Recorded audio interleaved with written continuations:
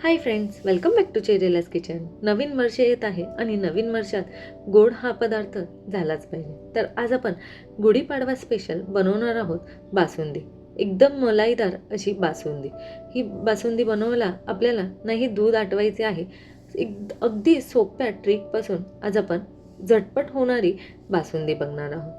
तर चला वेळ न वाया घालवता रेसिपीला स्टार्ट करूया. त्याआधी चॅनेलला सबस्क्राईब केले नसेल तर सबस्क्राईब करा आणि बेल आयकॉनला क्लिक करायला विसरू नका. तसेच रेसिपी आवडल्यास लाईक करायलाही विसरू नका. बासुंदी बनवण्यासाठी सर्वात प्रथम आपण एका टोपामध्ये थोडेसे पाणी घेणार आहोत. असे पाणी घेतल्याने आपलं दूध खाली करपणार नाही, यासाठी टोपामध्ये थोडेसे पाणी घ्यायचे आहे. आणि इकडे मी 1 लिटर एवढे दूध घेतले आहे. हे दूध मी म्हैशीचे घेतले आहे, तुम्ही गाईचे दूध घेतले तरी चालेल. आणि सतत ह्याला असे चमच्याने हलवत राहायचं आहे. ह्याला एक उकळी आली की आपण लो टू मिडियम गॅसवर दुधाला ठेवून घ्यायचं आहे. तर आपण एका साईडला दूध मिडियम टू लो गॅसवर ठेवूया आणि बासुंदीची पुढची प्रोसेस करूया.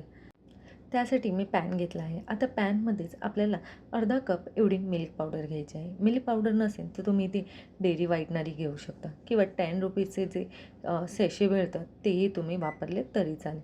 आता हे सर्व आपण एकजीव करून घेणार आहोत. त्यामध्येच मी घातले आहे अर्धा कप एवढे दूध. जेवढी मिल्क पावडर घेतली आहे तेवढेच मी दूध घेतले आहे. स्टार्टिंगला गॅस न चालू करता पहिलं दुधामध्येच मिल्क पावडर मिक्स करून घ्यायचे आहे आणि मीडियम टू लो गॅसवर आपल्याला मावा बनवून घ्यायचा आहे. तसेच साईडला पण दूधही उकळत ठेवले आहे मीडियम टू लो गॅसवर. तेही मध्ये मध्ये असे हलवत राहायचे आहे, जेणेकरून जी साईडला येणारी शाई ती सर्व आपल्याला दुधामध्ये मिक्स करायची आहे. जर तुमच्याकडे मिल्क पावडर नसेल तर तुम्ही कॉर्नफ्लॉवरही अर्धा चमचा कॉर्नफ्लॉवर दुधामध्ये मिक्स करूनही घालू शकता. आणि मावाही आपला एका साईडला होत आला आहे. तर मीडियम टू लो गॅसवर आपल्याला एकदम ठीक असा मावा बनवून घ्यायचा आहे. तर तुम्ही इकडे बघू शकता मी कशा प्रकारे मावा बनवून घेतला आहे. याचप्रमाणे आपल्याला मावा बनवून घ्यायचा आहे. तर इकडे माझा मावा रेडी झाला आहे. आता हा आपण एका वाटीमध्ये काढून घेऊया. मावा काढून आपल्याला असाच साईडला ठेवून घ्यायचा आहे. आणि आता आपण बासुंदीची पुढची प्रोसेस करूया. दुधामध्ये साखर टाकली की साखरेचेही पाणी होतं. त्यासाठी आपण साखर इकडे कॅरेमलाइज करणार आहोत. तर त्यासाठी स्टार्टिंगला आपण पॅन ठेवल्यानंतर गॅस एकदम मीडियम टू लोवरच ठेवायचा आहे.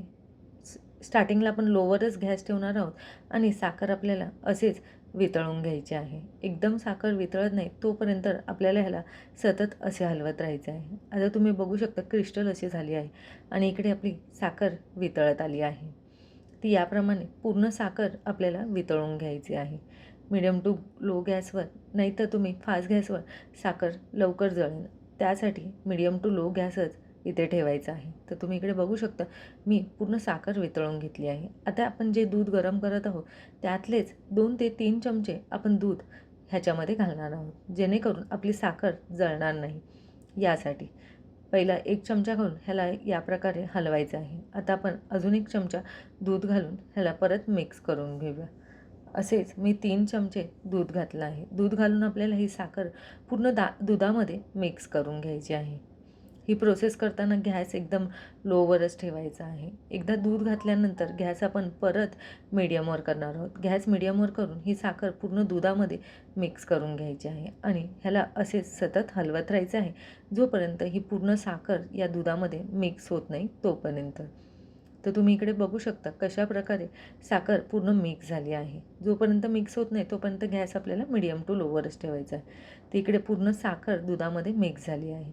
आता आपण जे पण दूध गरम करत ठेवलं होतं ही पूर्ण साखर आपण त्यामध्ये घालूया. साखर आता मेल्ट केलेली साखर आपण दुधामध्ये घालणार आहोत. ही कृती केल्याने साखरेचे गुठलेही होत नाही आणि साखर जळल्याही जात नाही. त्यासाठी मी या प्रकारे बासुंदी बनवली आहे. आता ही साखर पूर्ण दुधामध्ये मिक्स झाली आहे. आता जो आपण मावा बनवून ठेवला होता तोही आपण दुधामध्ये घालणार आहोत आणि पूर्ण मिक्स करून घेणार आहे. जोपर्यंत मावा पूर्ण दुधात मिक्स होत नाही तोपर्यंत याला असेच हलवत राहायचं आहे. हलवून आपल्याला पूर्ण मावा दुधामध्ये मिक्स करून घ्यायचा आहे. अगदी 5 मिनिटात हा मावा मिक्स होतो. तर तुम्ही इकडे बघू शकता पूर्ण मावा मिक्स झाला आहे. आता आपण गॅस बंद करून दूध एका साईडला ठेवून देऊया आणि यामध्येच आपण घालणार आहोत थोडेसे ड्रायफ्रूट्स. ड्रायफ्रूट्स आपण घालायच्या आधी आपण त्याला थोडेसे तुपामध्ये भाजून घेणार आहोत. तर मी 1 चमचा एवढे तूप घेतले आहे आणि तुम्ही तुमच्या आवडीनुसार ड्रायफ्रूट्स घालू शकता. मी इकडे काजू, बदाम, पि पिस्ता घेतला आहे, मनुका घेतला आहे आणि चारोळी घेतली आहे. हे सर्व मी तुपामध्ये भाजून घेतलं आहे आणि मी गॅस बंदच केला आहे आणि हे ड्रायफ्रूट्स दुधामध्ये ॲड करत आहे. दुधामध्ये घालून हे परत आपल्याला मिश्रण व्यवस्थित मिक्स करून घ्यायचं आहे. इकडे आपले मिश्रण मिक्स झाले आहे. आता यामध्येच आपण घालणार आहोत अर्धा चमचा एवढी वेलची पावडर. वेलची पावडर घालून हे दूध आपल्याला थंड करून घ्यायचं आहे.